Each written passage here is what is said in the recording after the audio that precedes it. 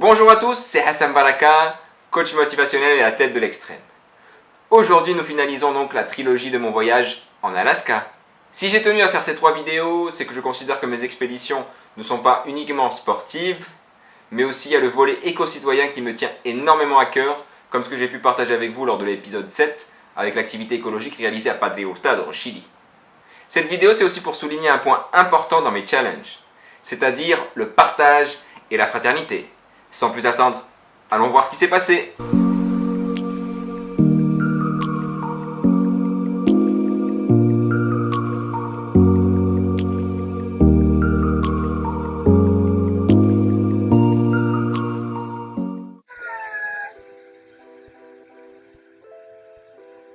Estrecho de Bering, goodbye. Passava! Je commence cet épisode avec la joie, une fois de plus, de ma coach Sherana qui revivait la réussite de ma nage en plein détroit de Bering. Comme vous le savez, si vous avez suivi l'épisode antérieur, nous avions devant nous 250 km à parcourir en bateau pour atteindre la ville de Nome sur le continent. Je me rappelle m'être installé sur la proue du bateau pour contempler le détroit de Bering et ne rien rater de cette aventure, malgré le chahutement des vagues qui me faisaient légèrement m'envoler à chaque mètre d'avancée par l'embarcation.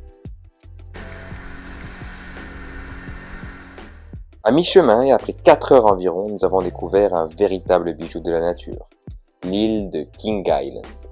King Island est une île découverte en 1778 par le capitaine James Cook, qui la nomma ainsi en l'honneur du lieutenant James King, un officier de son expédition. L'île s'étend sur 1,6 km. Bien qu'il puisse s'agir d'un énorme rocher inhabité, les derniers habitants ont été forcés de quitter l'île en 1970 pour rejoindre Nome. C'est un véritable endroit de rencontre d'une faune des plus diverses. Morses, une trentaine de phoques qui sortaient leur tête chacun son tour intrigués de voir notre embarcation. Et j'ai eu l'occasion de voir, pas une, ni deux, mais une dizaine de baleines autour de nous, sans parler des centaines de milliers d'oiseaux qui habitent là-bas, avec leur son particulier qui envahissait toute l'île.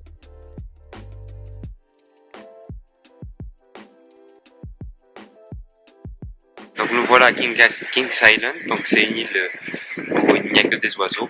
Donc, on est à 105 km de la petite Diomède. Puis voilà, on vient de voir des baleines.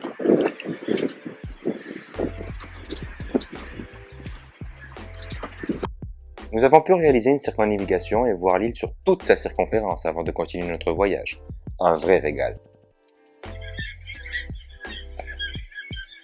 Bien qu'inhospitalière de prime abord, je sentis un léger sentiment de tranquillité et de connexion à la nature. J'ai eu l'envie de me jeter à l'eau et de pouvoir nager avec toutes les baleines et phoques qui m'entouraient.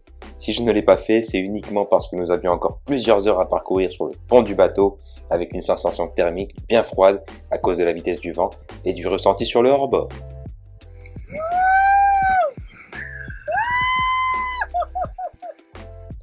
Nous étions tellement attirés par les oiseaux que Serana a même proposé d'y passer la nuit, comme si nous étions tous sans exception attirés par le chant des sirènes. Étant intrigué par cette île et ayant fait quelques recherches, je suis ravi de partager avec vous quelques séquences d'un documentaire dont je vous mettrai le lien en description si vous souhaitez le voir, sur la vie des King Islanders sur place il y a plus d'un demi-siècle. Pour ma part, j'étais subjugué par la force, résilience et courage de ce peuple qui bravait le froid et les conditions difficiles avec les outils les plus rudimentaires faisant preuve de la plus grande ingéniosité et dextérité. Si vous souhaitez passer les quelques minutes d'images d'archives, il vous suffit de cliquer sur le chapitre suivant dans la barre du timing ou dans la description.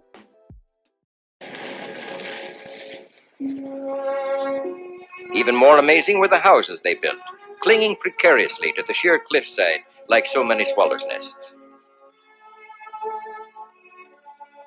In good weather, the women cook outside on the few level spots on the cliff. The Eskimo woman has her own type of knife. Our young mother gathered a kind of wild spinach.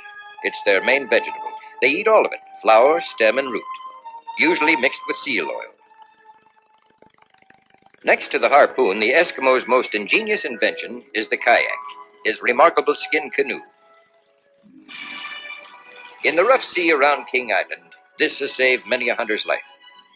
Because of the rigorous climate, few Eskimos ever learn to swim.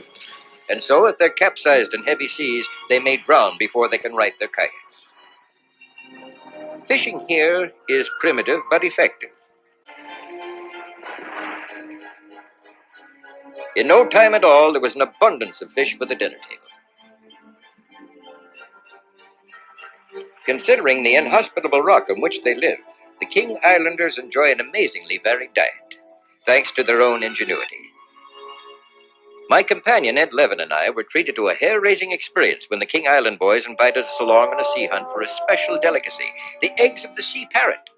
Now, this involved climbing into the most inaccessible crags, more than 1,000 feet above the sea. As a geologist, I've climbed many a mountain in Alaska, and over the years, I've seen some expert mountaineers in action. But the little boys of King Island amaze me with their natural sure-footedness on the most precarious cliffs. They're born alpinists, completely unafraid.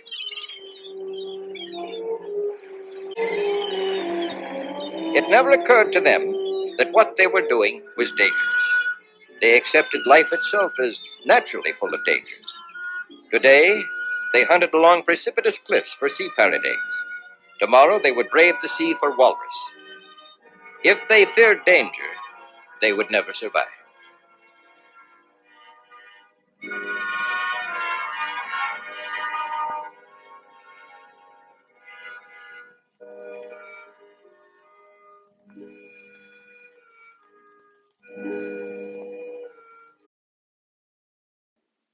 Le temps commençait à se dégrader, et les dernières heures sur le ponton se faisaient longues, mais nous avions des images et souvenirs plein la tête et continuons assoiffés de découvertes. Une énorme joie inondait notre être, grâce à Dieu. Serrana avait du mal à boire en pleine navigation et les fous rires étaient au rendez-vous. De retour à Nome, nous débarquions au port avec notre équipement et nous nous dirigions à l'hôtel pour nous reposer après ces dernières heures où nous avions passé à courir contre les nuages. Comme vous l'avez peut-être remarqué sur les dernières séquences avant l'arrivée à Nome ensoleillée, des nuages gris chargés nous rattrapaient progressivement. Une fois sur Terre, nous pouvions donc respirer tranquillement.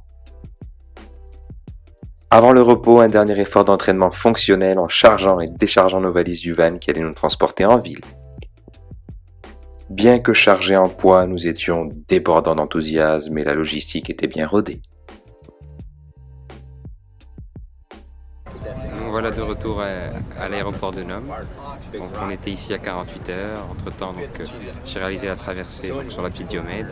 Mais voilà, ça fait un long voyage pour arriver jusque là. Donc le 1er août, on est parti de Casa Dubaï, Dubaï Seattle, pour ensuite arriver à Anchorage. La journée du 5, donc on a fait le trajet Anchorage Nome et puis voilà l'hélicoptère jusqu'à la petite Diomède, la traversée et le retour de 9 heures de bateau pour revenir sur Nome. Voilà, on retourne sur Anchorage et on est prêt pour la prochaine étape. De retour à Anchorage, notre expédition en Alaska n'avait toujours pas fini. Il fallait encore réaliser plusieurs activités, principalement à SeaWorld.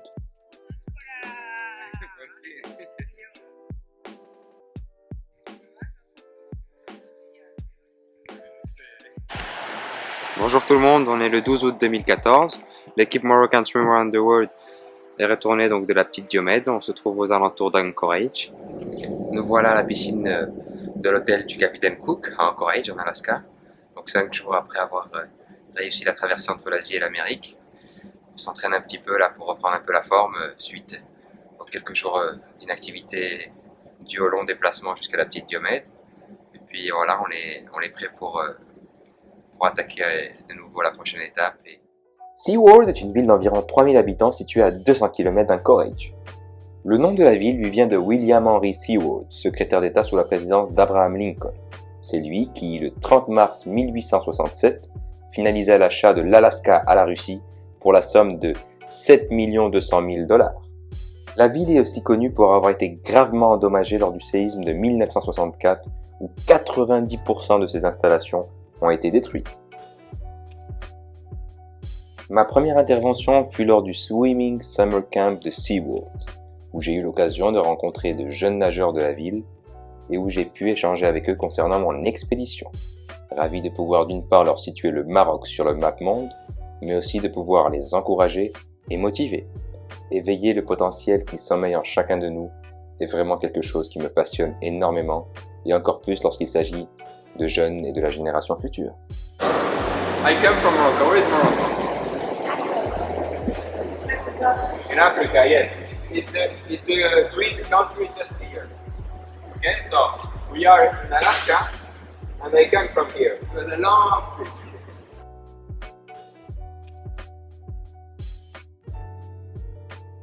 L'équipe Moroccan Swim Around the World avait aussi organisé une collecte et nettoyage de déchets avec les jeunes. Mais le mauvais temps et forte pluie ne nous a pas permis de le réaliser. Nous avons fait le nécessaire avec la SeaWorld Litter Patrol et honoré notre engagement environnemental via la réalisation de 2 conférences au SeaWorld Sea Life Center pour sensibiliser au respect de l'environnement, particulièrement en milieu marin. Nous voilà à SeaWorld, donc il est 18h, ça fait donc une demi-heure qu'on attend, on avait rendez-vous avec les enfants donc pour le beach clean-up. Donc malheureusement ils ne sont pas venus parce qu'il pleut et puis voilà, on espère qu'ils ont pris conscience qu'il faut protéger l'environnement et nous on va essayer de continuer à redoubler d'efforts pour convaincre tout le monde qu'il faut protéger notre planète. Ouvert depuis 1998, c'est le seul établissement public en Alaska dédié à maintenir l'écosystème marin de cette région. Un véritable honneur pour moi d'avoir pu intervenir comme conférencier pour leur public. J'ai été chaleureusement accueilli et ravi de voir l'attention portée à mes présentations. Merci une fois de plus pour leur hospitalité. International Day to Protect Oceans, but... Sorry. There we are. Last one. Bien entendu et aventurier dans l'âme, comme vous me connaissez, je ne pouvais quitter l'Alaska sans un petit détour par le mont Denali, anciennement mont McKinley. Comme vous le savez peut-être, c'est la plus haute montagne d'Amérique du Nord. Son sommet culmine à 6190 mètres d'altitude. Précisément, son altitude, son climat extrême et sa situation géographique arctique en font de lui un des sommets les plus difficiles à atteindre au monde. En langue amérindienne et particulièrement dans le dialecte local de la région, Denali signifie « celui qui est haut ». Bonjour tout le monde, on est sur le mont McKinley, le plus haut sommet d'Amérique du Nord. Top of the world instead of the edge of the world. I'm the king of the world! À titre informatif, la première ascension a été faite en 1913. Pour finir, un petit détour par le glacier Matanuska, à 160 km au nord-est d'Anchorage, pour découvrir le plus grand glacier accessible en voiture des États-Unis. Il fait 39 km de longueur et 6,4 km de largeur. Il se termine par la rivière Matanuska qui se jette dans le golfe de Cook. On est à 2 heures d'Anchorage, on est à Matanuska glacier et on passe un bon moment. Le Matanuska est un glacier actif qui avance d'environ 30 cm par jour, soit une vitesse d'écoulement de 110 mètres par an. L'Alaska, c'était une connexion avec la nature incroyable que je n'oublierai jamais. Froid et nature, une combinaison que j'affectionne particulièrement. Voilà pour la trilogie du voyage de l'extrême et mon séjour en Alaska. Si cela vous a plu, n'hésitez pas à me mettre des commentaires et un petit pouce bleu. Je serais ravi de savoir si vous avez aimé des épisodes aussi détaillés que ça, ou vous aurez préféré voir donc les 3 vidéos en une seule. Qu'est-ce qu'on va voir la semaine prochaine? J'ai ma petite idée. Soyez au rendez-vous, activez la cloche et que la paix soit sur vous.